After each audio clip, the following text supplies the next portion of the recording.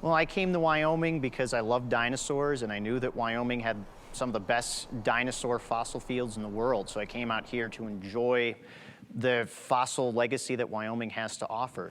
Wyoming is, I like to call it the geologic Disneyland. It's an area full of fossils, and not just full of fossils, but just full of adventure. Some of the most famous animals that have ever been found have been found right here in this state.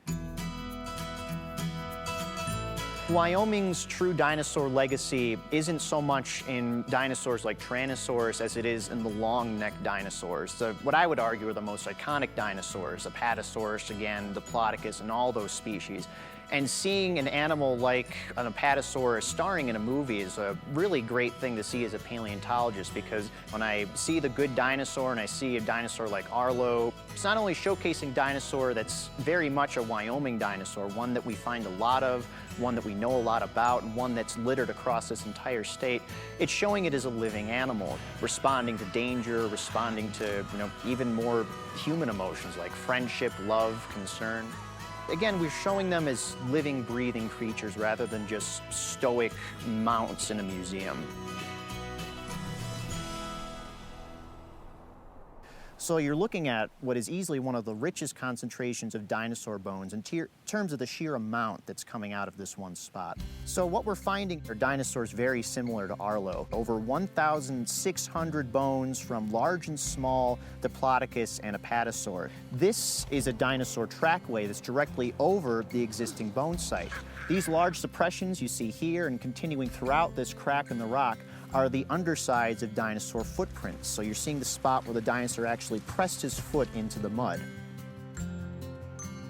This whole progression on this hillside could represent millions of years of time in the late Jurassic period, where you have dinosaurs like Arlo by the scores just plodding along this area, huge herds of massive long-necked plant eaters roaming this landscape looking for food and keeping an eye open for the occasional predator.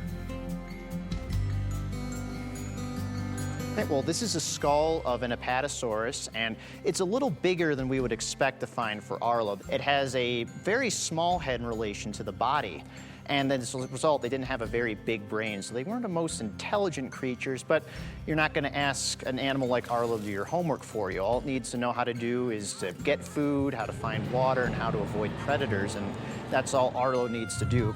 But then again, he's a young dinosaur, and young dinosaurs probably got into a lot of trouble just like young people do. So an animal like Arlo would have been very curious about his environment and probably got into a lot of trouble as well.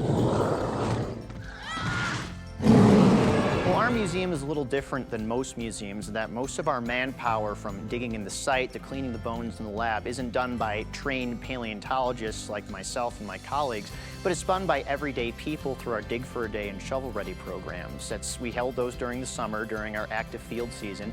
Families can come out and dig in the sites with us. They find bones, they help us map and catalog the bones, and then they come down and help clean the bones in the lab. And through all that work, we're able to produce the dinosaur skeletons that we have. We're constantly trying to exhibit more of what we find in our sites to show people more of what Wyoming has to offer in terms of its dinosaur diversity.